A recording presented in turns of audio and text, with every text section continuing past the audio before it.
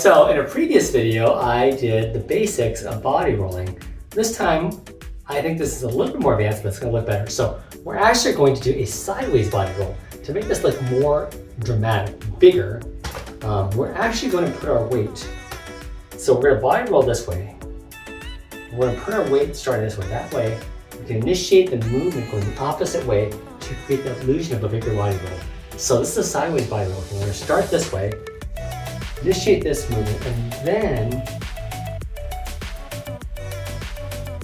finish, okay? So again, if we're gonna body roll in this direction like this, we're gonna actually stand this way. And then we can kind of look this way and then surprise them with a little bit of that and that.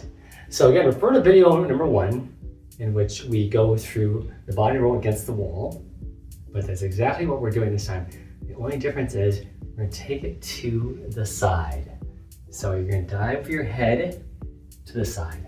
And to make that bigger, again, we're gonna create some momentum going this way. So initiate the movement, go in the opposite direction, dive with your head, then roll chin, neck, chest, belly, hips, butt out,